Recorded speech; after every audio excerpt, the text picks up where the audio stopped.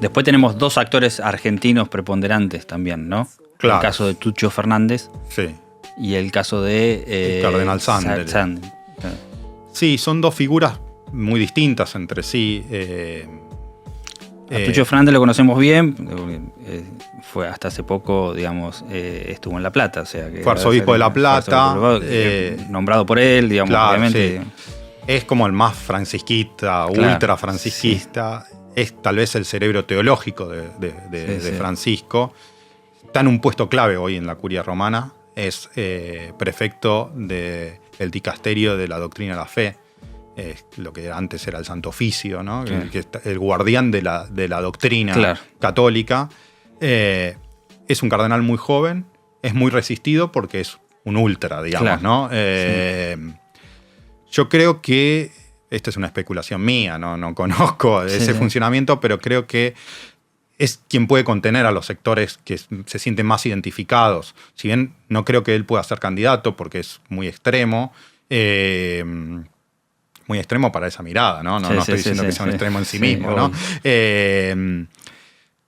Creo que puede contener a esos sectores y es muy joven, ¿no? Tiene 62 años, claro. ¿no? Con lo cual seguramente va a poder vivir más de un cónclave. Claro, con esa diferencia de edad que tenga esa...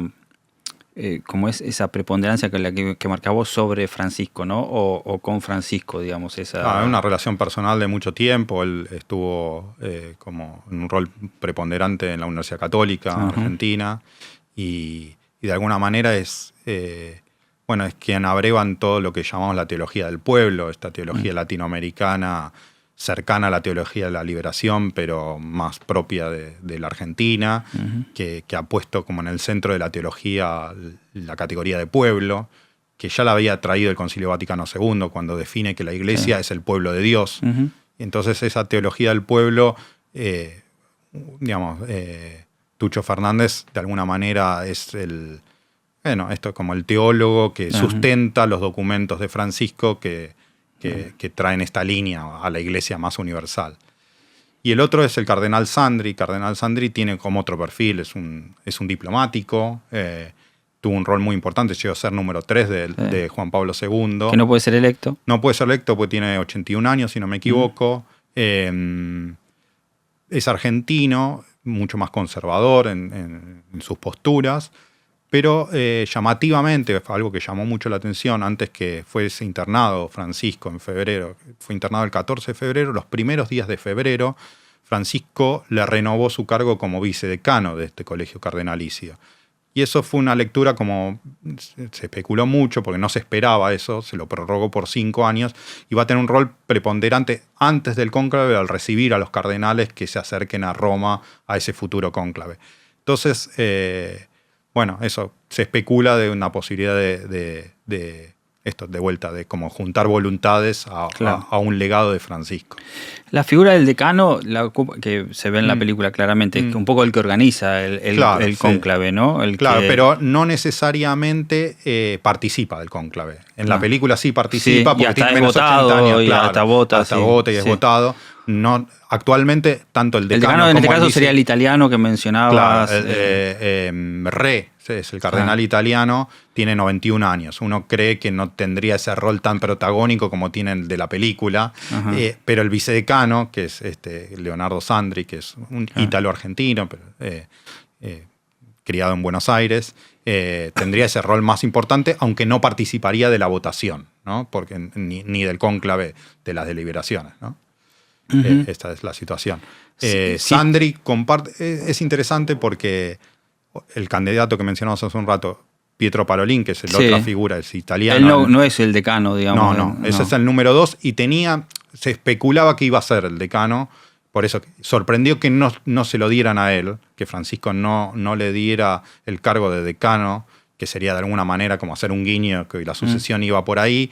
Y Francisco no lo hizo y como reeligió a los que ya estaban designados, que son el cardenal Re y el cardenal Sandri.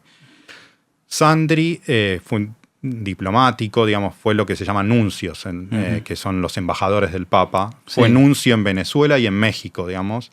Y Pietro Parolin también fue nuncio en Venezuela. Los dos tuvieron que tratar con el chavismo, en una relación como bastante compleja que tuvo la Iglesia con el chavismo.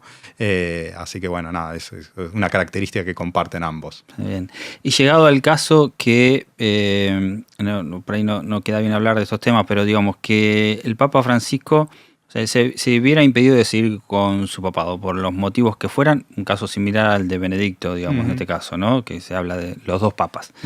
Sí sería alguien que pueda influir muchísimo en el cónclave, digamos. Sí, o sea, a partir de la renuncia de Benedicto se abre la posibilidad de que los papas renuncien, que en general no estaba dentro del... Claro, y que el cónclave se desarrolle mientras ellos están, ellos estén vivos. Claro. Sí.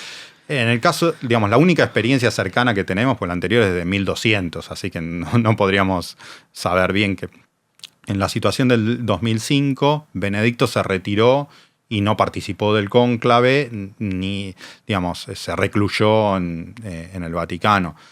No tenemos mucha experiencia atrás para poder saber cómo podría influir o no un papa emérito sobre un cónclave funcionando, ¿no?